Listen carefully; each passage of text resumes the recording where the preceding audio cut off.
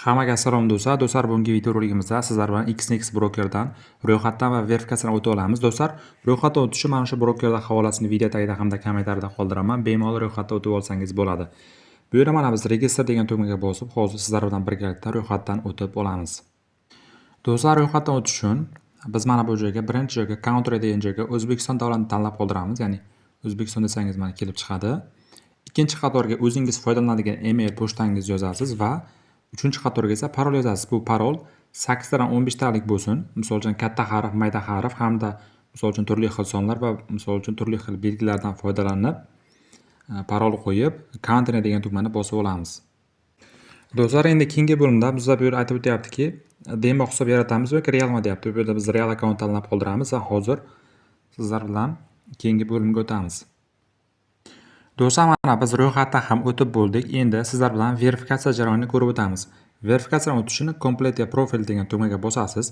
Bosganingizdan so'ng, hozir bu yerda birinchi navbatda biz o'zimizning email pochtamizni tasdiqlab olamiz. Ikkinchi navbatda esa o'zimizning telefon raqamimizni tasdiqlab olamiz. Bu telefon raqami yozilgan paytda Telegram ochilgan telefon nomeringizni yozing. SMS kod Telegram orqali yuboriladi.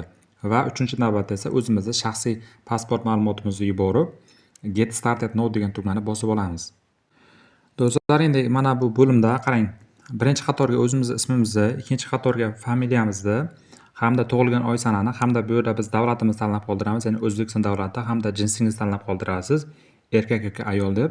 Bu joyda o'zingiz misol uchun turadigan misol uchun viloyatingizni, shaharingizni tanlab qoldirib, continue degan tugmani bosib, keyingi bosqichga o'tib olamiz. Do'stlar, endi keyingi bo'limda bizga turli xil savollar beriladi. Bu joyda misol uchun birinchi savolga investment deb javob berasiz. Va keyingi savolda misol uchun sizda kasbingiz nima deyapti, ya'ni studentni tanlab qoldirasiz. Siz student bo'lmasangiz ham shuni tanlab qoldiring. Hamda do'stlar, bu yerda mana education tanlab qoldirasiz. Misol uchun ta'lim yoki injener deb. Buni farqi yo'q. Misol uchun mana keyingi bo'limga bosamiz va bu yerdan biz misol uchun mana businessman deb tanlab qoldiramiz. Va bu yerda misol uchun do'stlar, bizning balansimiz qancha deb so'rayapti. Bu yerda misol uchun 100 mingdan 250 ming dollargacha tanlab qoldirasiz. Agar sizda mana shu balans bo'lmasa ham shuni tanlab qoldiring. Bu ro'yxatdan o'tish uchun kerak bo'ladi. Bunda ham mana 100 mingdan 250 minggacha tanlab qoldirasiz. Sizda bu balans bo'lmasa ham. Va bu yerda mana 50% tanlab qoldirasizlar. Va bu yerda aytib o'tilyaptiki, oxirgi 3 yilda misol uchun qancha marotaba tradingda savdo qilgansiz deyapti. Bu yerda mana 100 tadan ko'p deb tanlab qoldirasiz. Agar siz savdo qilmagan bo'lsangiz ham 100 tadan ko'p deysiz. Haftada misol uchun qancha vaqt ajratasiz deyapti. 4-12 soat tanlab qoldirasiz. Mana ikkinchisi. Va bu yerda mana yes deb bosamiz. Va bu yerda mana 1000 yevro tanlab qoldirasizlar. Misol uchun mana birinchisini bosib. Do'stlar, endi bu yerda mana kripto forexda yoki forex o'zini belgilab qo'ysangiz ham bo'ladi. Bu yerda keyin oxirgi savol mana XNX brokerni sizda qayerda eshitdingiz deyapti. YouTube deb tanlab qoldirib, continue degan tugmani bosib olamiz. Do'stlar, endi mana uchta nuqtani, ya'ni galchkani bosgan holatda mana submit degan tugmani bosib olamiz. Mana ko'rishingiz mumkin bo'ladi. Hozir verifikatsiyaning bir qismidan o'tib oldik. Endi biz to'liq verifikatsiyadan o'tish, ya'ni pasportimizni tasdiqlashimiz uchun mana verifikatsiya identifikatsiya now degan tugma bor. Shu tugmani bosamiz. Va bu yerdan qarang, mana yuklash tugmasi bor. Bosamiz va hozir sizlar bilan birgalikda pasport ma'lumotimizni misol uchun qanday yuboriladi buni sizlarga ko'rsatib o'taman. Qarang. Pasport ma'lumot yuborish uchun mana galchkani bosib, dokument yuklashga bosamiz. Pasport yoki ID karta tanlab qoldirasiz. Misol uchun pasport. Qarang, do'stlar. Endi hozir mana bu joyda biz pasportimizni mana shunday qismini, misol uchun rasmga olingan holatini yuborishimiz kerak bo'ladi. Yuborish uchun mana bu tugmani bir marta bosib, o'zingizni pasportingizni misol uchun tanlab qoldirib yuborasizlar. Va mana bu tugmani bosib yuborishingiz mumkin bo'ladi. Xuddi shunaqa tartibda do'stlar, pasportingizni yuklab olasizlar. Do'stlar, men pasport ma'lumotimni yuborib ham bo'ldim. Endi bu ma'lumot bizga uzoq email pochtamizga 10 minutning ichida javobi keladi. Ba'zida 24 soatgacha ham cho'zilishi mumkin. Shu sababli email pochta orqali misol uchun xabar olasizlar. Pasportingiz tiniq bo'ladigan bo'lsa, bemalol ro'yxatdan o'tib ketadi. Keyin qarang do'stlar, misol uchun mana Vinzraf knopkasi bor. Vinzraf knopkasini bosib ham hozir pul yechish haqida ham bir qisqacha ma'lumot beraman. Hozir mana 1 daqiqa. Mana Vinzraf knopkasini bosamiz.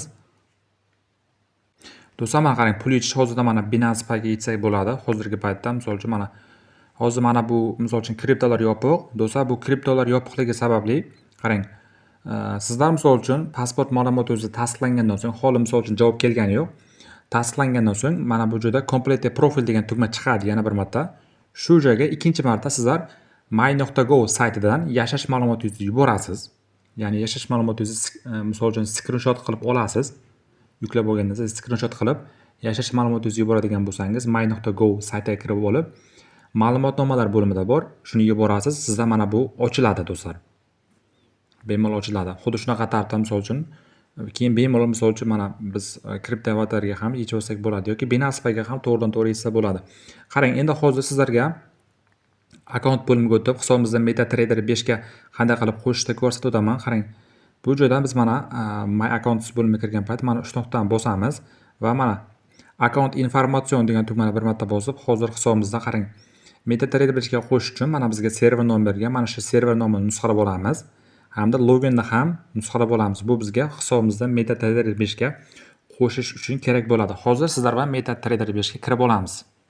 Do'stlar, mana kirib oldik. Qarang, mana biz mana bu, ya'ni server nomini kiritaman. O'zi mana kelib chiqarib beradi. Sizlar ham xuddi shunaqa tartibda yozasiz. Mana ustiga bosamiz. Endi qarang. Mana bu joyga biz login kiritamiz, ya'ni loginimizni ham nusxalab olgandim. Endi parol degan joyga esa sizlar ro'yxatdan o'tayotgan paytdagi, misol uchun parolingizni yozasiz. Va do'stlar, bu yerda mana login degan tugmani bosib, hisoblaringizni bemalol qo'shib olsangiz bo'ladi. Do'stlar, mana men hisobimni ham qo'shib oldim. Mana ko'rishingiz mumkin. Sizlarda ham qo'shilgandan so'ng mana shunday bo'lim ochiladi. Keyin misol uchun bemalol biz pul kiritib, pul chiqarib, bemalol mana shu broker MetaTrader 5 orqali savdo qilib borsak bo'ladi. Do'stlar, qarang, mana biz hisobimizni MetaTrader 5 ga qo'shib bo'ldik. Endi depozit degan tugmani bosib, misol uchun hisoblaringizni bemalol to'ldirib olsangiz bo'ladi. Pul yechish bo'limi ham bor. Bemalol pul yechib, pul kiritib, misol uchun savdo qilib borsangiz bo'ladi. Do'stlar, savdoda hammaga omad tilayman. YouTube kanalimizga obuna bo'lib qo'yishni unutmang.